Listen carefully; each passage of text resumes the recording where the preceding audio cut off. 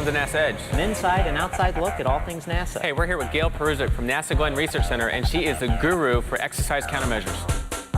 I'm a little curious about that title. I mean, is that a defensive title because it's really difficult and you want people to think it's easy, or is it really easy?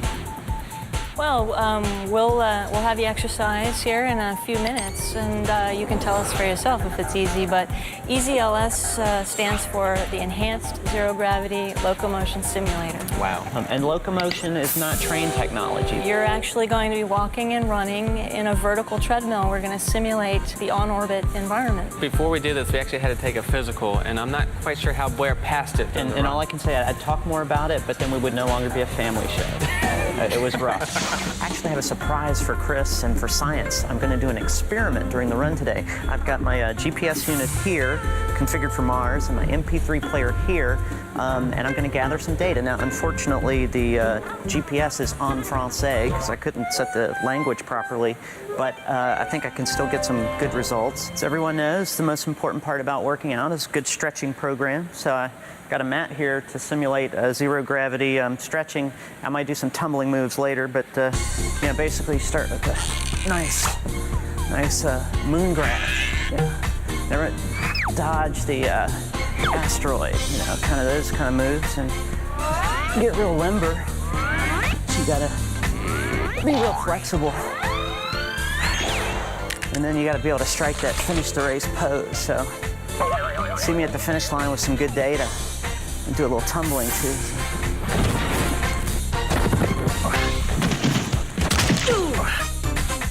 What's the purpose of exercise countermeasures and then treadmill that you're working on here? The eZLS treadmill is a way of simulating on-orbit environment. We're developing devices, exercise systems, and protocols for astronauts for long-duration space missions.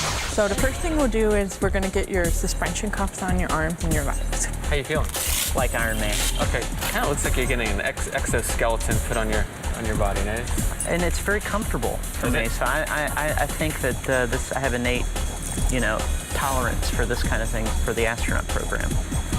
Because you know, Kelly, he's actually training to be the first medianaut to go to the moon by the end of next decade. So if you're wearing that shirt, we'll be able to see you all the way there. We can do hardware checkout, we develop new equipment, and we can actually have humans in the system to give us feedback, give us a realistic loading regime that we can do these tests with. Well, this design, the eZLS, is based off of a design that's over at the Cleveland Clinic.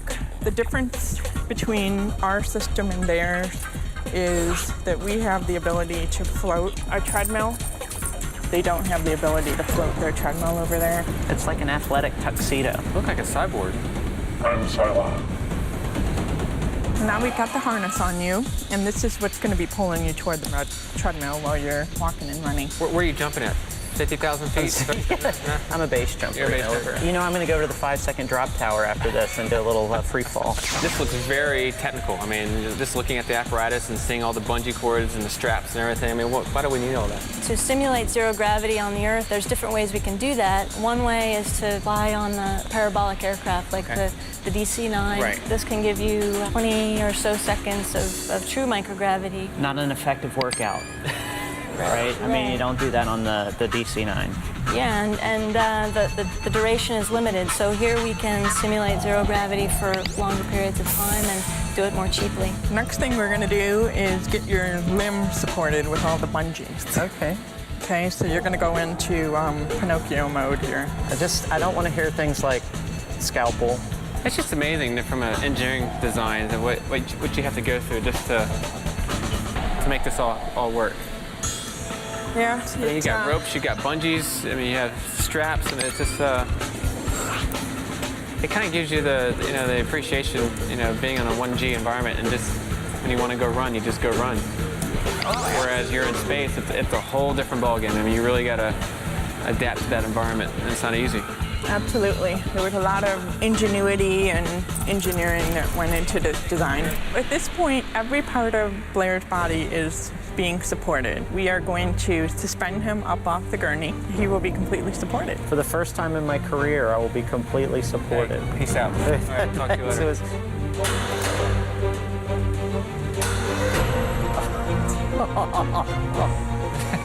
that's freaky feeling. And he's up. I want to be a real boy. You feel like you're ready to try and go up to a jog? Oh yeah. Okay. So Mark, why don't you take him up to like 4 miles an hour? Yeah, when you're touching the treadmill itself, I mean, what's it feel like? Does it feel like all your weight's on there, like when you're running on the outside, or is it just like you're just barely touching it? It doesn't feel, it feels like you're barely touching it. It's so smooth, Chris. You'll be amazed at just how your feet feel on it. It feels like you're gliding. I'm sporting the harness they have on the ISS currently. It's current model.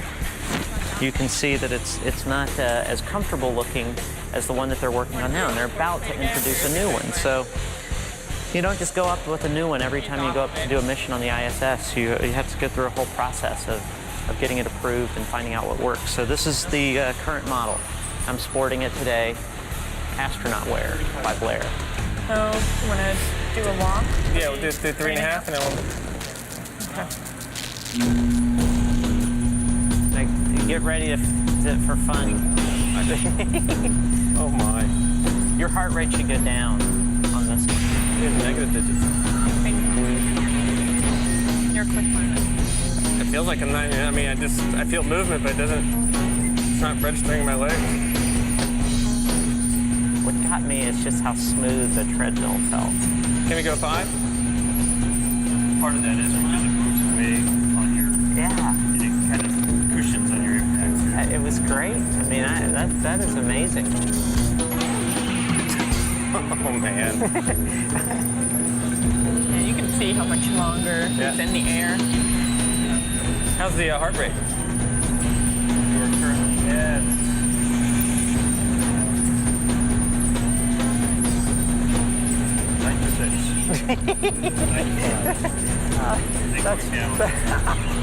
That's funny. Can you bring that up to 7? Yeah, that's as high as I went, but you may go further, faster. We can't rebuild it. We have the technology. We're going to make you faster, stronger.